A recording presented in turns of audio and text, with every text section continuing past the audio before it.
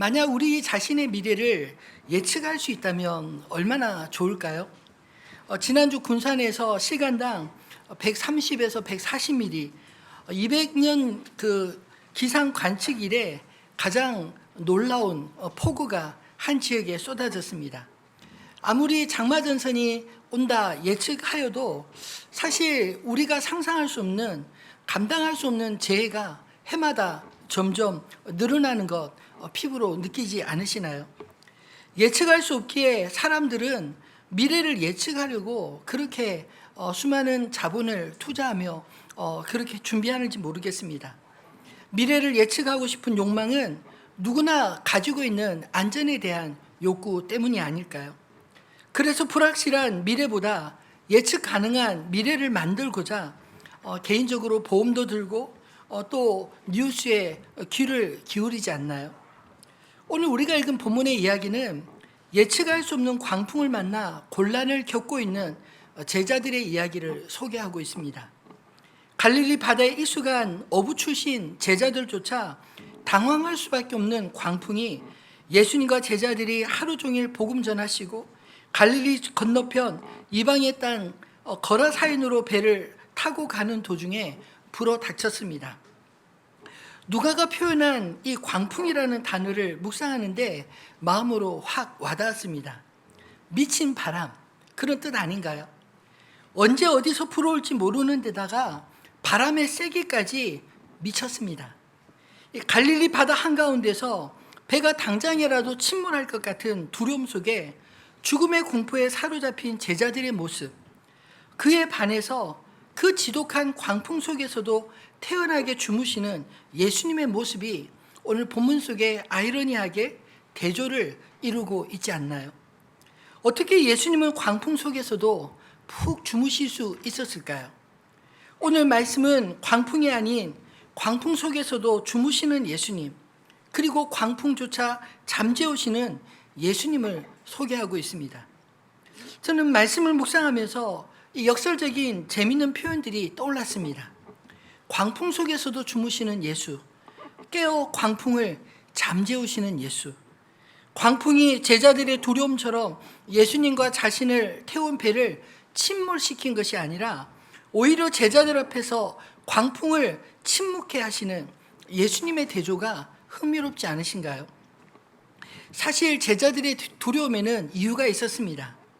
인간의 힘으로는 바다 한가운데서 어찌해 볼 수 없는 불가항력적인 광풍에 배가 침몰하기 직전이었기 때문입니다. 그렇게 죽을 지경에 잠들어 계신 예수를 깨웠더니 순간 상황이 반전되었습니다. 깨어나신 예수님이 제자들이 그토록 두려워했던 광풍을 꾸짖으시니 광풍이 순식간에 순풍이 된 것입니다. 꾸짖으시는 내용이 오늘 우리가 읽은 누가복음에는 자세하게 나와 있지 않지만 마가복음에는 이렇게 기록하고 있습니다. 마가복음 4장 39절 같이 읽어볼까요? 예수께서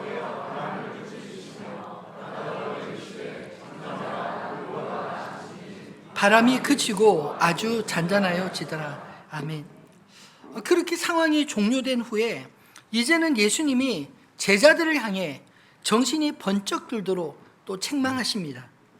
역시 누가복음에서는 한마디로 너희 믿음이 어디 있느냐라고 말씀하셨지만 마태복음과 마가복음에서는 그 내용이 한 가지 더 추가되어 있습니다. 우리 마태복음 8장 26절과 마가복음 4장 40절도 같이 읽어보겠습니다. 예수께서 이르시되 어찌하여 무서워하느냐 믿음이 작은 자들아 하시고 곧 일어나사 바람과 바다를 꾸짖으시니 아주 잔잔하게 되거늘 이에 제자들에게 이르시되 어찌하여 이렇게 무서워하느냐 너희가 어찌 믿음이 없느냐 하시니 아멘. 오늘 예수님께서 제자들을 책망하신 이 말씀들을 살펴보면서 우리 안에는 이런 류의 주님께로부터 책망받을 것이 없는지 말씀을 통해 우리 각자의 믿음을 점검하고 깨닫게 되는 은혜가 있기를 소망합니다. 광풍을 만난 제자들에게 주님이 책망하신 내용은 두 가지였습니다. 그 첫 번째는 어찌하여 무서워하느냐라는 것입니다. 근데 가만히 생각해 보면 바다 한가운데서 바람에 의존하는 배를 타고 광풍 앞에 어찌 무서워하지 않을 수 있을까요? 순풍이 갑자기 광풍으로 변할 때 배는 이제 어부에 의해서 움직이는 게 아니라 바람에 의해 움직이게 되었습니다. 출렁이는 파도가 배 안으로 들이쳐와서 물이 차오르는 현실 앞에 배가 침몰할 것 같은 두려움에 죽음의 공포가 몰려오는 것, 너무나 당연한 게 아닌가요? 아니, 오히려 그 광풍 속에서도 주무시고 계신 예수님이 오늘 본문이 더 어색하게 느껴지지 않으신가요? 그런데 제자들의 부르짖음에 깨어나신 예수님은 제자들이 전혀 예측할 수 없는 특별한 행동을 하셨습니다. 광풍 앞에 일어나 놀라신 게 아니라 마치 단잠을 깨우는 바람과 바다를 나무라듯 꾸짖으십니다. 잠잠해라, 고요해라. 그러자 그 말씀대로 광풍이 곧바로 순풍으로 바뀌었습니다. 광풍을 꾸짖으신 예수님은 이제 제자들도 책망하십니다. 누가복음 본문에서는 책망처럼 잘 느껴지지 않는데 마태복음을 보면 확 느껴지지 않으시나요? 어찌하여 무서워하느냐? 믿음이 작은 자들아. 마가복음에서도 어찌하여 이렇게 무서워하느냐? 너희가 어찌 믿음이 없느냐? 예수님의 이 말씀은 제자들에게 이렇게 물으시는 것 같습니다. 너희가 도대체 무서워하는 그 이유가 무엇이냐라고 말이죠. 제자들이 느끼는 죽음의 공포는 죽음의 순간일까요? 아니면 모든 것이 끝나는 것 같은 두려움일까요? 제자들의 두려움의 내용은 미친 듯이 사방에서 불어오는 바람 때문에 죽음으로 몰리는 상황이었습니다. 이런 상황에서 제자들이 놓치고 있었던 것은 무엇일까요?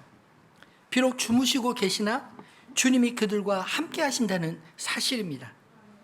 제자들은 예수님을 깨우면서도 실제로 예수님께서 광풍을 잠재울 거라는 믿음이 있었을까요? 아이러니하게도 없었습니다. 어떻게 알 수 있습니까? 예수께서 광풍을 꾸짖어 잠잠하게 되었을 때 제자들의 반응을 보면 알 수 있습니다. 그들이 두려워하고 놀랍게 여겨 서로 말하되 그가 누구이기에 바람과 물을 명함에 순종하는가 하더라.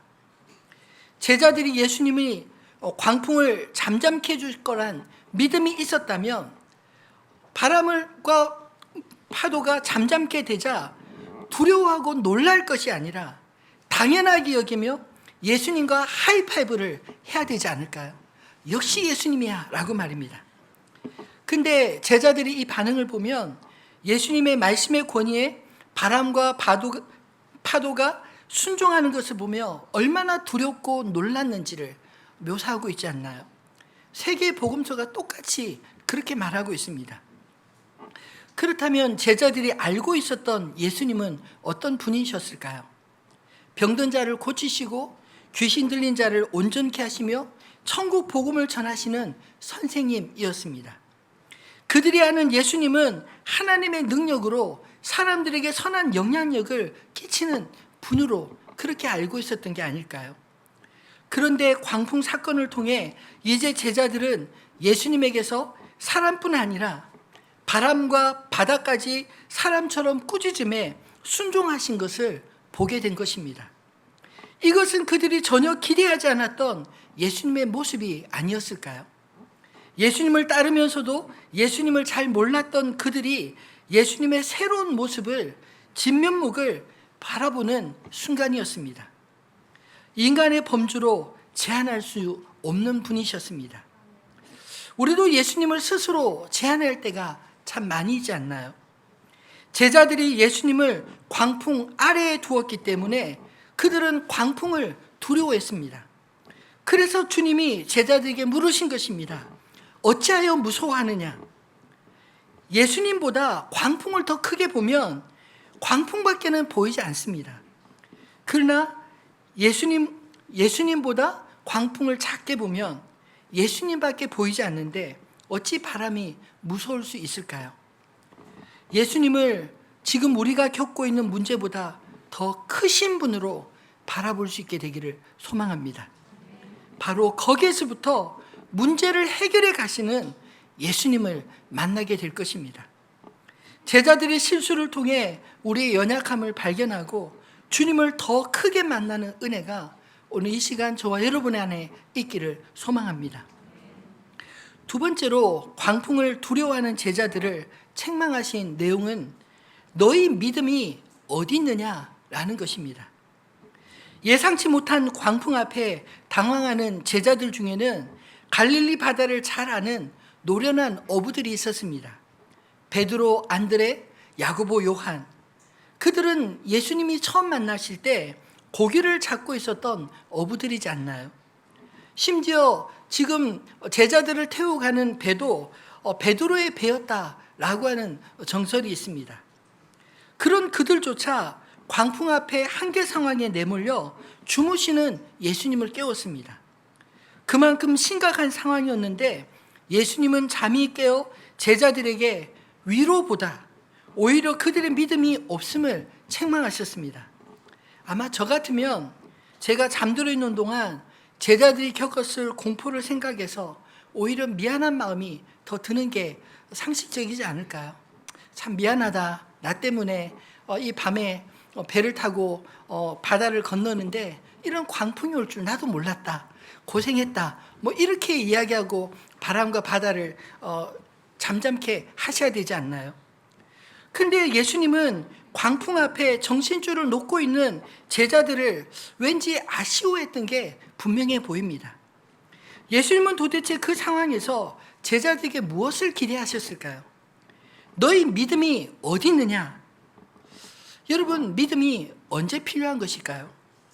사실 순풍이 불어 배가 원하는 방향으로 안전하게 항해를 하게 되면 딱히 우리의 믿음이 발휘될 순간이 없습니다. 그러나 우리의 자신의 한계에 부딪힐 때, 갑자기 예상치 못한 광풍이 불어올 때, 그때야말로 우리 안에 있는 믿음이 적나라하게 드러나지 않습니까? 여러분, 믿음은 인격적인 것입니다. 누구를 믿어야 할까요? 우리 자신입니까? 우리와 함께하는 동료인가요? 아니면 우리와 함께 하시는 예수님이어야 하나요? 제자들은 광풍 앞에 주무시는 예수님을 다급하게 깨워 이렇게 말합니다. 주여, 주여, 우리가 죽겠나이다. 광풍 앞에 죽음의 공포를 느낀 제자들은 그저 자신들의 다급한 현실만 생각하고 예수님을 깨워 이렇게 말했습니다. 건너편으로 건너가자 말씀하셨던 예수님은 주무시고만 계시니 그들의 속으로 야속하게 생각하지 않았을까요? 비록 주무시고 있었으나 그들과 함께 배에 타고 계신 예수님을 온전히 믿지 못했습니다. 거센 바람과 바다 앞에서는 그저 자신들과 같이 예수님도 제한적인 인간으로 바라보았기 때문 아닐까요? 그러니 그들이 처한 현실이 배가 침몰하여 죽을 것처럼 생각할 수밖에 없었던 것입니다. 예수님은 제자들이 현실 인식에 중대한 오류가 있음을 오늘 이 본문에서 광풍을 꾸짖으시고 그 다음에 그들의 문제를 적나라하게 보여주셨습니다. 제자들의 믿음은 자신들을 죽일 것 같은 광풍을 바라볼 것이 아니라 함께 계신 주님, 살리시는 주님을 바라보아야 했던 것입니다. 그런데 인격적이지 않은 광풍을 마치 자신들을 죽일 것처럼 믿었으니 제자들의 잘못된 믿음의 방향을 지적하고자 먼저 광풍을 꾸짖으신 것입니다. 잠잠해라, 고요해라. 믿음은 믿음의 대상에 자신의 믿음을 부여해서 자기 자신을 맡기는 행위입니다. 비록 잘못된 것이라도 자신의 믿음을 그 대상에게 맡겨버리면 그것에 지배를 당하게 되는 것입니다. 사람들이 이단에 빠지는 이유가 무엇인가요? 그들의 잘못된 주장과 교주에게 자신의 믿음을 맡겼기 때문에 거기에 매이게 되는 게 아닌가요? 제자들은 주님과 함께하면서도 정작 광풍 앞에서는 예수님보다 자신들의 미래를 광풍이 지배할 거란 그런 믿음 때문에 광풍에 사로잡히게 되었습니다. 죽을 것 같이 느껴진 것입니다. 그런데 문제는 그것이 오늘 우리에게도 지금도 너무나 당연하게 생각되는 게 아닌가요? 그런 생각이 우리가 감당할 수 없는 일들을 만나면 동일하게 우리의 마음을 사로잡고 있지 않습니까? 우리의 경제적인 문제, 우리 자식 문제, 직장 문제, 가정 문제, 우리의 건강 문제, 내 생각으로 풀리지 않는 이유는 그런 일들은 주님과 상관없다고 생각하기 때문에 그런 믿음에 사로잡혀 그 두려움에서부터 빠져나오지 못하는 게 아닐까요? 여러분에겐 지금 어떤 바람이 불고 계신가요? 그 풍파 때문에 내 인생이 이제 여기까지인가 보다 이런 생각 해보신 적 없으신가요? 광풍 속에서도 평강을 잃지 않으셨던 전능하신 주님이 여러분을 위해 하실 일을 기대할 수 있기를 소망합니다. 더 긍정적으로 말하면 여러분이 두려워하는 광풍도 주님께 맡기면 나와 함께 하시는 주님을 더 깊이 경험하게 되실 줄 믿습니다. 내가 못하는 것, 하나님도 못하신다는 생각은 하나님을 잘 모르는 무지에서 나오는 것입니다. 그래서 예수님은 제자들에게 물으신 것입니다. 너희의 믿음이 어디에 있느냐? 너희 믿음이 광풍에 있느냐? 너희와 함께하는 나에게 있느냐? 이렇게 물으신 게 아닌가요? 그리고 광풍을 꾸짖어 잠잠케 하심으로 친히 광풍보다 더 크심을 드러내 보여주셨습니다. 어디로 지나는지 모를 바람을 두려워하지 마시고 우리와 함께 끝까지 동행하시는 주님께 우리의 믿음을 두시기를 바랍니다. 그러면 광풍조차도 우리를 침몰치 못하고 주님 앞에서 침묵하는 주님의 능력을 경험하게 될 줄 믿습니다. 말씀을 맺겠습니다. 우리를 두려움으로 몰아가는 광풍도 영원하지 않습니다. 다만 우리 주님이 우리와 영원히 함께 하심을 믿으시기 바랍니다. 우리는 제자들이 느끼듯 우리 힘으로 어찌할 수 없는 불가항력적인 현상들 앞에 무서워하고 무너질 때가 많이 있지 않나요? 내가 할 수 없으면, 다른 사람도 할 수 없으면, 하나님도 할 수 없는 일이라 스스로 믿는다면 그것은 하나님을 믿지 못하는 것과 다를 바 없는 것입니다. 예수님은 제자들에게, 그리고 오늘 저와 여러분에게, 이 말씀을 듣는 우리에게 이 광풍을 통해서 믿음이 무엇인지 가르쳐 주고 있습니다.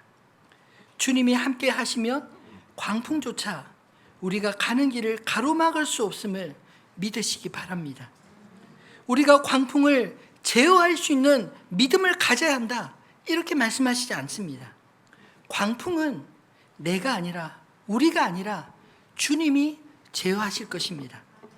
다만 우리의 믿음은 광풍이 우리를 제어하는 게 아니라 주님이 나의 생사화복을 주관하시고 나의 주 되신다, 이것을 믿어야 하는 것입니다. 그 믿음이 우리를 주님과 함께 광풍도 멈출 수 있는 이 위대한 믿음의 항해를 끝까지 가게 할 것입니다. 초대교회 사도들과 우리 믿음의 선배들이 주님을 향한 믿음이 꺾이지 않은 것은 오늘 이 말씀처럼 그들을 향해 불어오는 미친 바람에 자신들의 인생을 맡기지 아니하고 생명의 주님을 믿고 그분을 의지하며 믿음을 맡겼기 때문입니다. 그래도 불안하면 여러분 안에 잠들어 계신 예수님을 깨우시기 바랍니다. 사실 제자들과 같이 우리가 감당하기 어려운 일을 만나면 실제로 우리 안에 믿음이 작동하기보다 오히려 하나님이 하실 일이 기대되기보다 어쩌면 무섭고 잠들어 계신 예수님에게 화가 나서 깨우는 입장이 되지 않으시나요? 죽을 것 같은데 그렇지 않은 것처럼, 믿음도 없는데 믿음이 있는 것처럼, 아무것도 보이지 않는데 보이는 것처럼 하기보다 차라리 주님 앞에 울부짖는 것이 낫습니다. 우리의 상하고 답답한 그 마음 그대로 부르짖을 때 주님은 결코 우리를 외면하지 않으실 것입니다. 비록 오늘 말씀처럼 제자들이 예수님을 깨웠다가 믿음이 작은 자라 책만 받는 일이 있다 할지라도 깨우는 것은 잘한 게 아닌가요? 마가복음 9장 23절로 24절 말씀을 같이 읽어보겠습니다. 예수께서 이르시되 할 수 있거든이 무슨 말이냐? 믿는 자에게는 능치 못할 일이 없느니라 하시니 곧 그 아이의 아버지가 소리질러 이르되 내가 믿나이다 나의 믿음 없는 것을 도와주소서 하더라. 아멘. 이 말씀은 예수님의 제자들이 귀신 들린 아이를 쫓아내지 못하자 귀신 들린 아들을 데려온 아버지는 낙담했습니다. 그런데 얼마 후 예수님이 오셨는데 그 아버지는 주님께 할 수만 있으면 내 아들을 괴롭히는 이 귀신을 쫓아달라 부탁했습니다. 그때 주님이 하신 말씀입니다. 할 수 있거든이 무슨 말이냐? 믿는 자에게는 능히 하지 못할 일이 없느니라. 그제서야 그 말씀을 듣고 정신을 차린 아버지는 이렇게 주님께 소리 질렀습니다. 내가 믿나이다. 나의 믿음 없는 것을 도와주십시오. 이것은 어떤 의미인가요? 내게 믿음이 없지만 그래도 내가 부탁드릴 분은 당신밖에 없습니다. 나의 믿음 없는 것을 도와주셔서 제발 이 아이를 살려주십시오. 이 아버지의 고백이 참 정직해 보이지 않나요? 당장이라도 예수님이 어떻게 해주지 않으면 죽을 것 같은데 뭘 망설입니까? 여러분 안에 잠들어 계신 예수님을 깨우시기 바랍니다. 예수님은 우리의 부르짖음에 반드시 반응하시는 분이십니다. 불러도 대답 없으신 분이 아니라 우리의 고통을 아시고 우리의 부르짖음에 응답하시는 주님이십니다. 예수께서 잠을 깨사 바람과 물결을 꾸짖으시니 이에 그쳐 잔잔해지니라. 나의 문제가 무엇이든 예수님이 개입하시면 문제는 더 이상 내 문제가 아니라 주님의 문제입니다. 더 이상 내 삶에 풀지 못하는 문제가 남는 것이 아니라 주님이 나와 함께 하셔서 변화하시는 기적의 흔적들로 은혜의 흔적들이 남게 될 줄 믿습니다. 환경에 굴복하지 않고 오직 모든 것을 굴복해 하시는 주님을 믿음이 우리의 믿음의 역사를 주님과 함께 써내려가는 저와 여러분의 믿음의 실력이 될 줄 믿습니다. 저와 여러분의 인생 속에 오늘 주님의 말씀이 역사하사 영원하신 주님께 우리의 믿음을 둠으로 담대히 주님과 함께 광풍도 멈출 수 없는 믿음의 여정 끝까지 완주하시길 우리 주님의 이름으로 축원합니다.